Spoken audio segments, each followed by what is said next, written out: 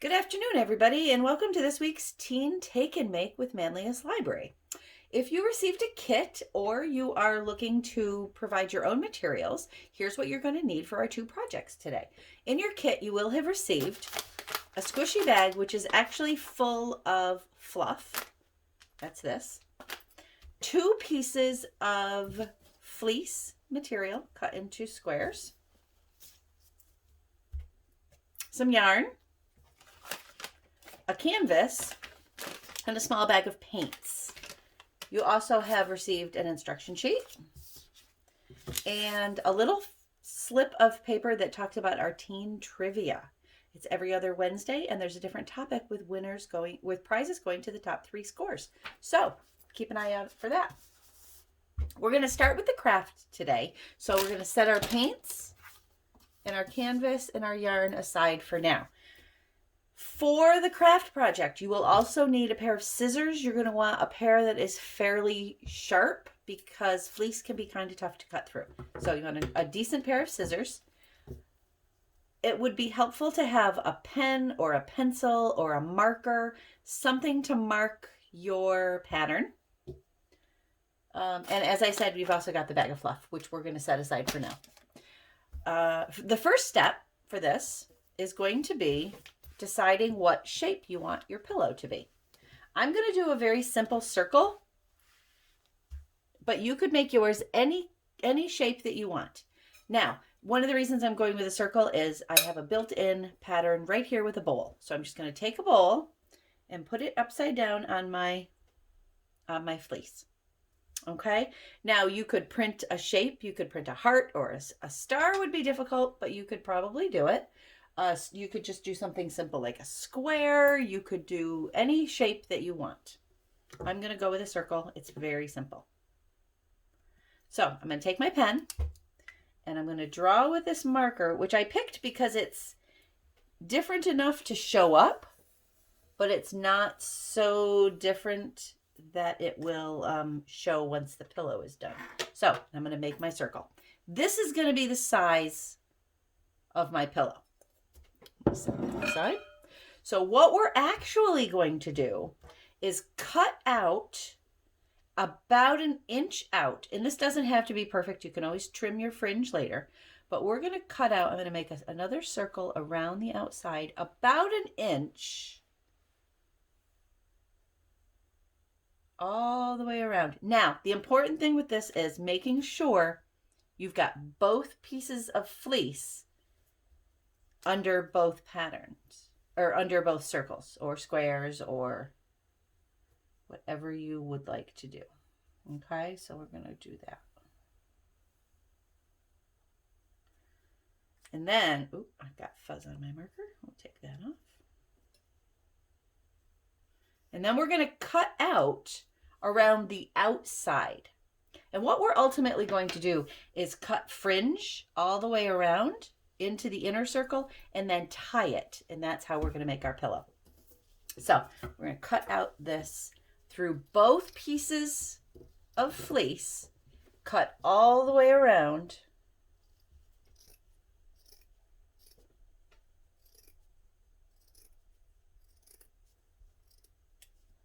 Okay.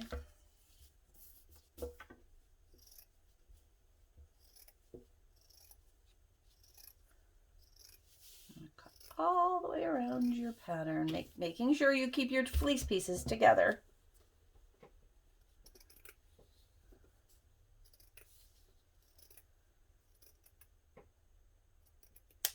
Okay. Normally I would say you can throw away your extra fleece, but you might decide you want to use it to make your pillow extra stuffed. You can always cut this fleece into little bitty pieces and then use it to overstuff your pillow if you want to, if you don't think that the fluff is enough. Okay, so here we've got our pattern. As I said, it doesn't have to be perfect, but you want it to be the same on both sides. Okay? So our next step is to cut fringe all the way around. And you're going to do this through both pieces. So we're just going to cut up to the circle. Up to the circle. And you want them to be fairly uniform, the same, about the same width. It doesn't have to be exact, but you don't want like one that's real little and then one that's real big. Okay. And now you'll notice I'm cutting in just a little bit past the circle I drew. And that's so that when I tie my fringe all the way around, that line won't show. I'll have tied it into the fringe. So we're going to cut all the way around.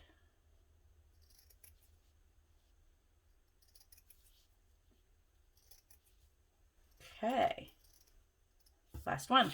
So we've got our fringe and it's cut all the way around the outside of our pattern. And flip it over, you can see it's there as well. So now all we're going to do is take two and we're going to tie them together and then tie them together. And what I'm going to do is go every other one. And I'll show you why in just a minute. It's very important when you're doing this not to go all the way around. You want to leave about 4 inches maybe open on one of the sides so that we can stuff the pillow. Okay? So we're going to go, ooh, where'd I go here?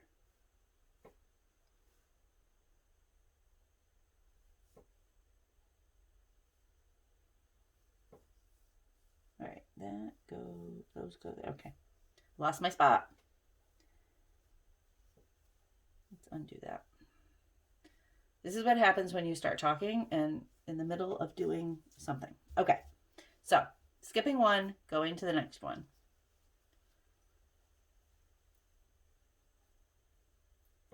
And tie it. And then tie it. And we're going to do that all the way around. Okay, so skip the next one.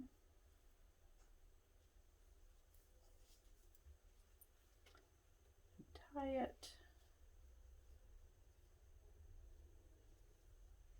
Tie it.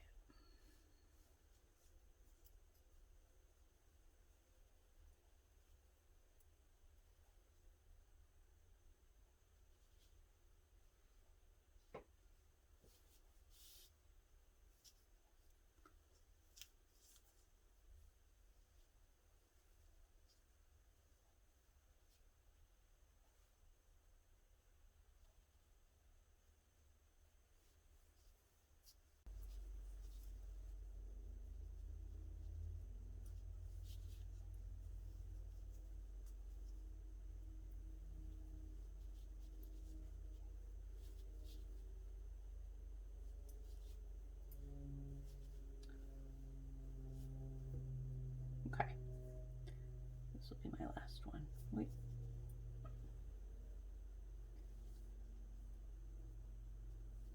Okay, the important thing is just to make sure, take that one out, just to make sure you have enough, a big enough spot that you can stuff the fleece in.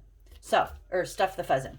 So we've gone halfway, we've gone over almost all the way around every other fringe. So now we're going to flip it over and we're going to tie all the ones starting here. We're going to tie all the ones we didn't tie the first time. And that will, you can see it kind of lays flat. If you look at this, it's floofy. And if you look at, that's the official word for it, by the way. If you look at this side, it's just all kind of boring. So this will bring some texture to the other side. And it also will help pull the other side's color through. So we're just taking every other one that we didn't already tie, and we're doing the same thing. And we're going to go all the way around with that.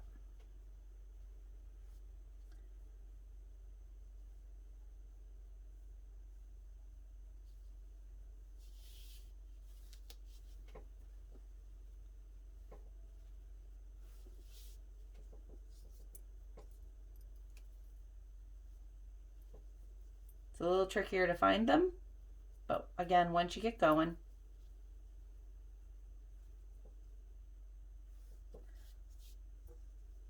there we go.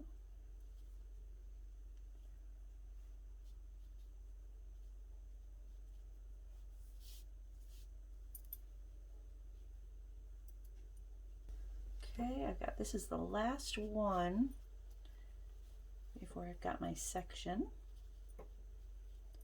Okay, so there we go. We've got our knots tied all the way around except for here. So we're going to take our fuzz out of the bag, and we are going to very carefully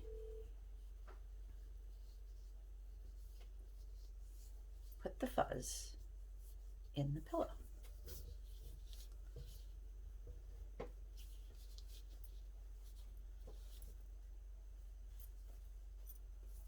Okay. And it should be enough fuzz for whatever shape pillow you decided to do. Look at that.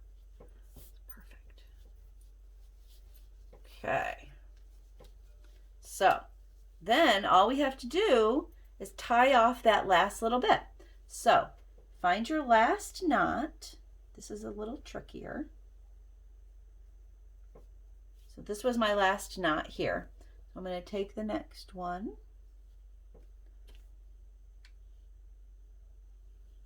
And tie it.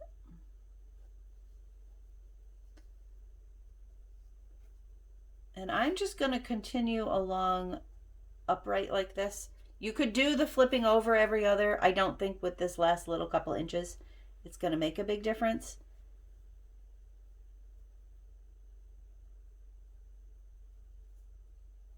Okay. So we're just going to tie those last ones off. Where'd that go? There it is. This is the trickiest part.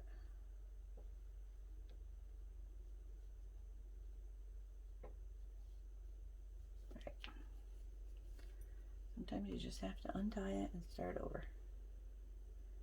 So tie that, and then find the next one,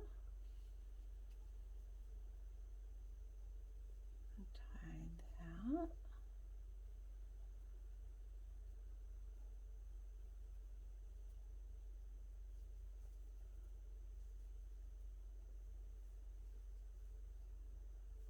okay, so we're just finishing tying all the way around. It's not that far.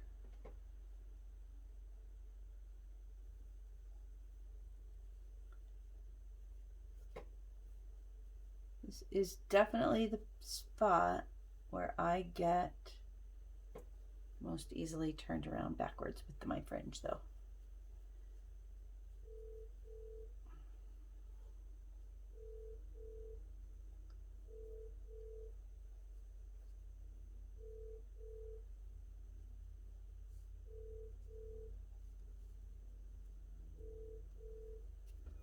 You want to try not to get the other knots tied into your new knots.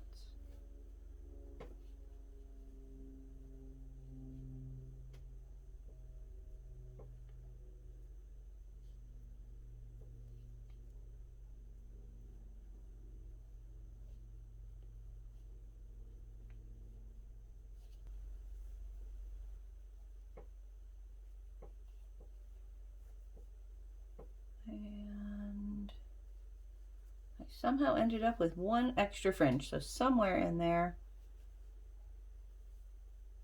I have, and there's where I missed it. Okay, so what I'm going to do is take this purple fringe and the next available turquoise one and tie that together, and then I'm going to do the same thing over here. I've got this one fringe, so I'm going to take the next available purple and tie that together. I don't know that I've ever done this project without ending up with one lone fringe. Okay, so there we go. And then just squish your fuzz inside until it's evenly dispensed throughout. And you've got yourself a pillow. It's nice and squishy and soft and fuzzy. And there you go. Now, if your fringe are too long or they're not even and you want to trim them up around, you can do that now. I'm going to leave mine because they're pretty close. And there we go. Okay, so now we're going to work on our painting project. So I'm going to set all this stuff aside. You do not need your scissors or your marker for the painting project.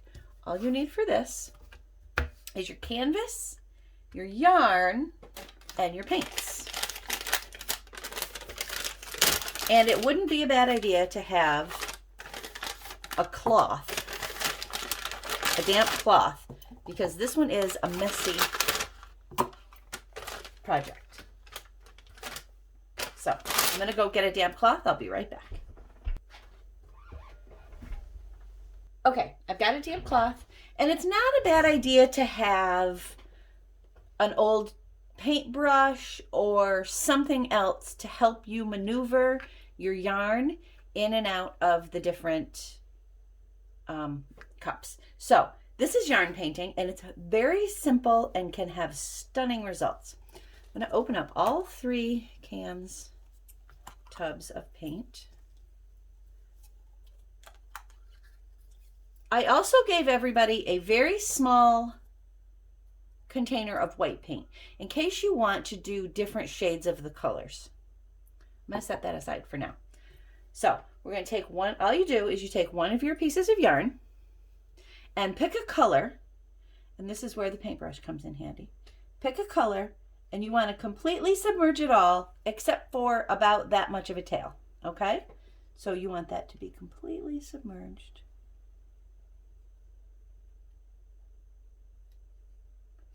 Okay.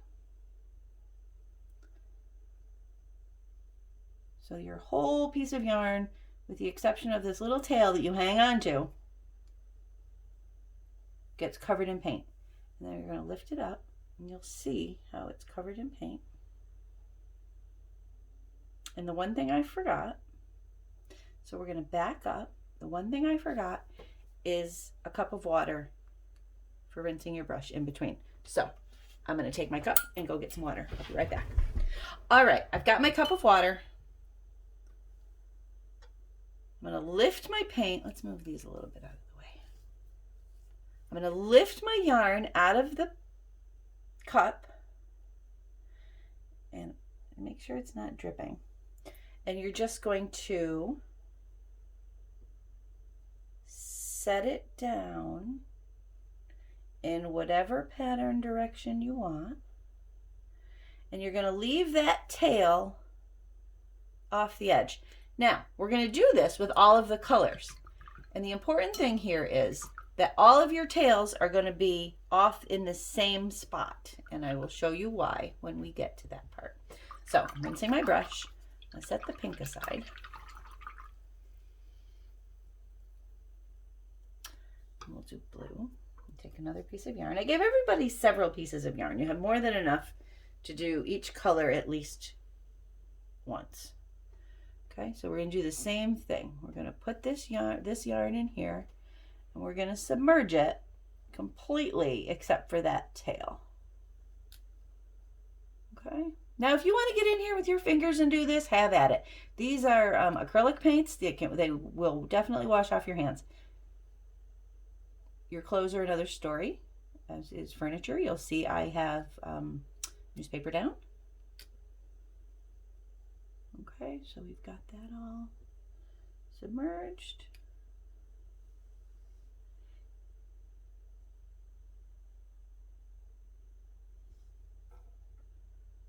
Lift that out, and very carefully, in whatever pattern, random or otherwise, just making sure you have your tails off in the same place.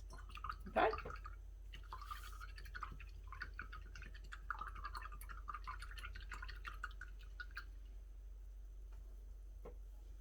And then green.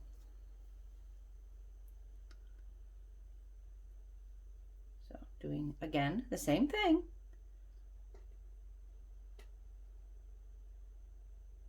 This is a project that you could do on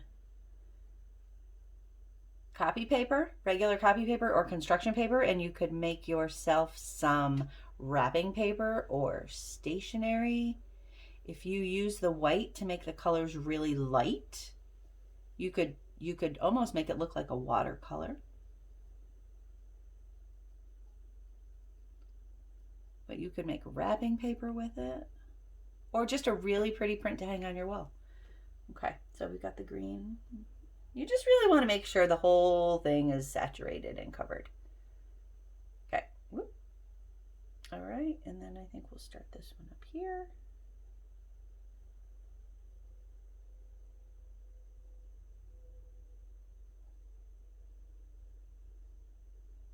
And there.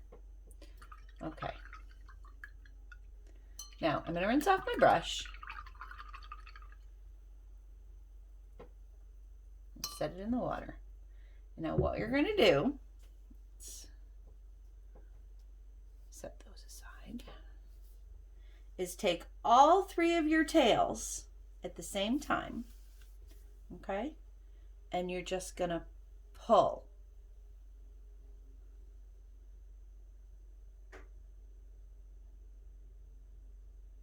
And they will come through the paint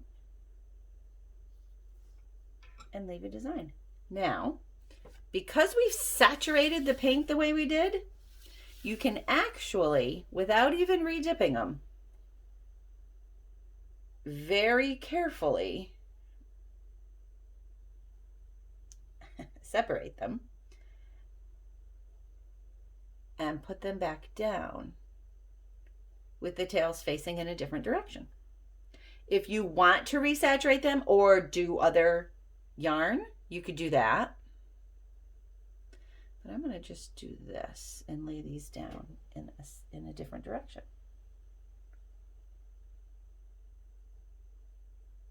And see what we get. Now, because most of the paint came off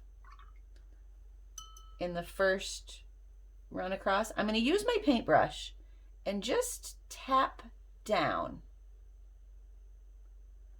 to make sure I'm not touching the canvas. I'm just very gently tapping the yarn down onto it. You don't want to drag it because it'll, well, eventually you're going to drag it, but okay. So I've very carefully done that. I'm going to rinse that off. I got paint all up the side of my brush. Okay, so just like before, we're going to take all three tails. We're not going to lift. We're going to drag. And you'll see that that pulls that pattern in a different direction. Okay. Ooh, I like that. All right, so we're going to set these aside. Now, if you want to, you could use the white, and I'll show you how to do this. This is... So say you think it's a little too dark here. So maybe we'll take the green.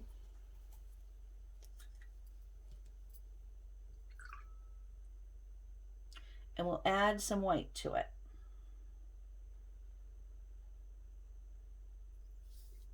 Okay, I'm doing that. And I'm not going to really mix it completely. I'm going to kind of leave it swirled. Your imagination is your only limit. Okay, then I'm going to take another piece of yarn and I'm going to do this.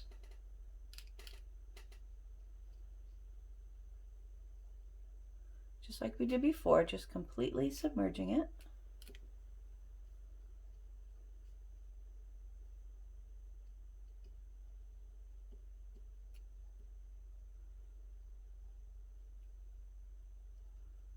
Okay, leaving the tail, just like before. And I'm going to turn my canvas sideways because I'm going to have my tails come off this corner this time. And lift this up.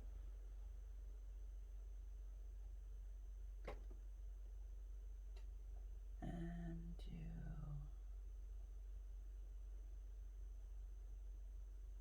that. And then I'm going to do that with the pink.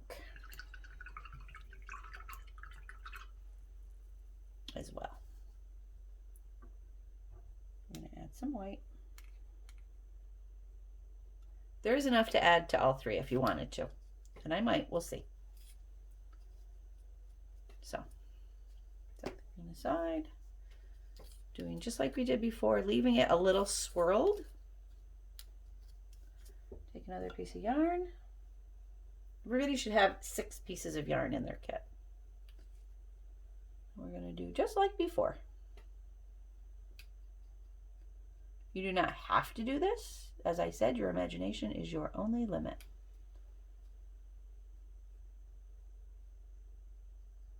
You could do a piece of yarn just with white if you wanted to.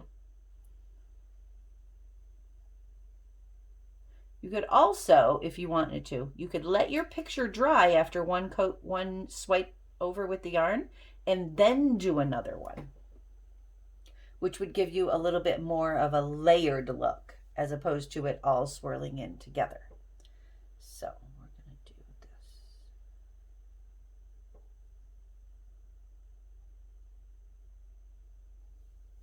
Okay. I think I am going to do that again with the blue.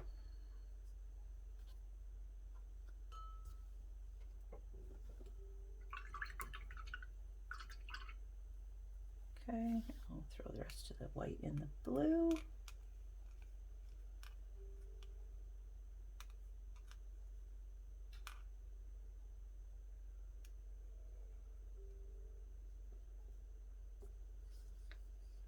Swirl it.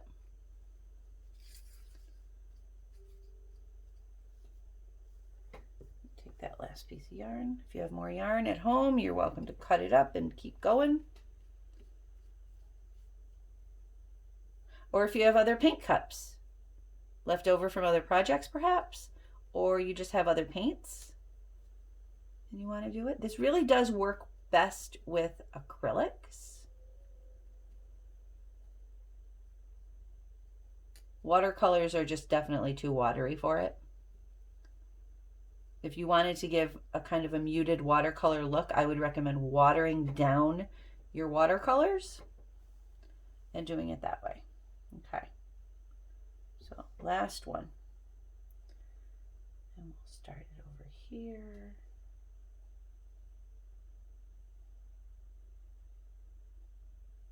And run it there. Okay, so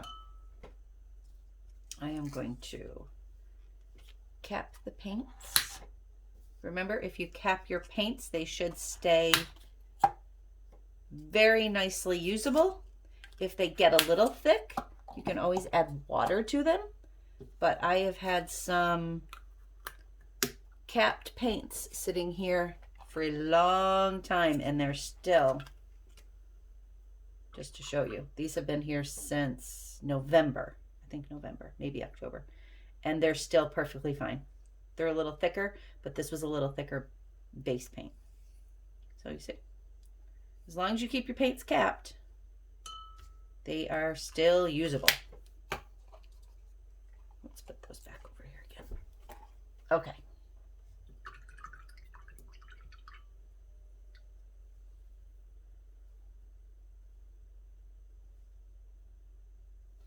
Okay, last one. We're going to take this, and just like before, we're just going to slide it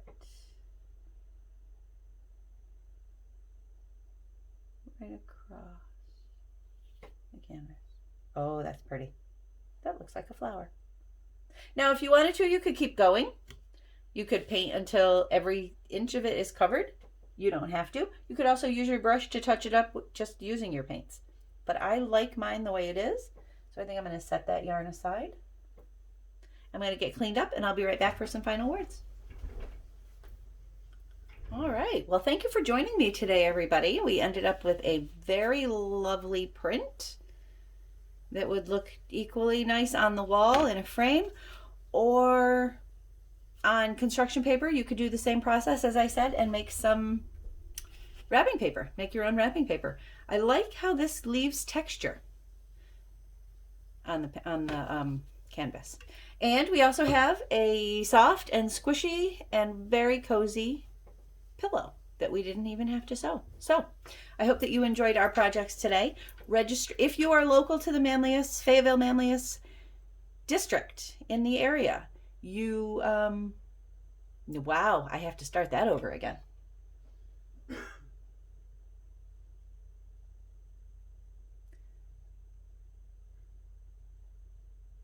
Yeah, I think I'm just going to start that whole thing right over again. Well, thanks for joining me, everybody.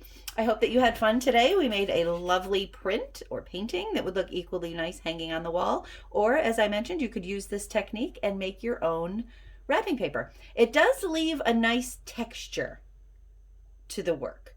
So it's best to leave this to dry flat. Otherwise, some of the thicker paint areas could shift over and it'll change the design. If you want that to happen, that's fine too. I'm gonna let that dry flat. We also have a nice, soft, squishy pillow that really works as a stress reliever, just kind of like those stress balls. Okay? I hope you had fun. If you are in the Fayetteville Manlius area, registration for the next Teen Take and Make kit has started. It started today. And for the next kit, we'll be decorating masks for Mardi Gras as our craft. And for the art segment of the next Take and Make, we will be making paintings with doilies. We'll be using a canvas, but we'll be using paper doilies to make abstract prints on the canvas with paints. Thanks for joining me. I hope you had fun. I will see you next time. I'm Lori. I'm the teen librarian at Manlius Library. You can find me here every other Thursday at 3 o'clock on the Manlius Library YouTube channel. Thanks very much. Have a great afternoon and happy reading.